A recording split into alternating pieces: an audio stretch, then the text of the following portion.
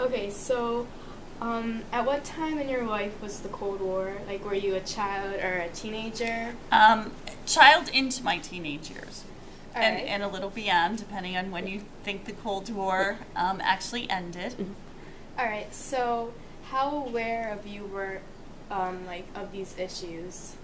I have to say, probably because I was younger during a lot of it, I wasn't as aware. I think you're more focused on school and college.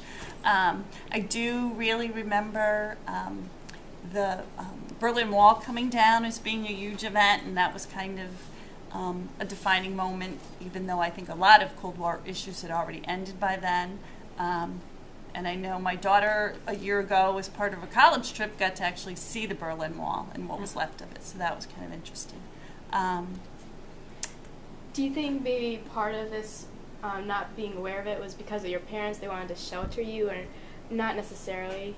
No, I don't think necessarily. I think it was probably more my age, being more aware of kind of self-absorbed and thinking what's going on in your own life in college, and not being so worried about it. I do remember some of the defense things they wanted to put into place. I wasn't really ever, I wasn't a student when you would hear about the people who had drills and had to go under their desks, and I didn't really live through, we never had any of those types of things in my school. One thing I was aware of, we had family members who really liked to travel and went all over the world, and some of them had visited Cuba and things like that, things that after the Cold War you could know, and that was before I was born, but they had artifacts and stuff that they'd gotten in Cuba, and I remember asking about those because it was a place you could no longer go, and still really are extremely limited in being able to visit. So, all right, we kind of just talked about your childhood. Yeah. At what time, like, were you in your 20s when you actually, like, were aware of what happened, like, or did that kind of just pass and...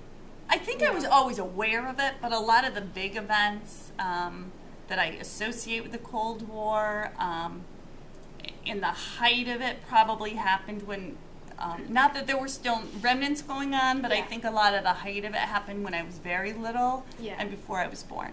Like the things that I think are most impactful to people, like what am I thinking of? Like McCarthyism and, you know, the hunt for communists in our country and all those kind of things were more in the 50s before I was born. And I think my parents were a lot more aware of. Certainly aware of all that stuff, but I think a lot of that was, by the time I was really aware that had ended.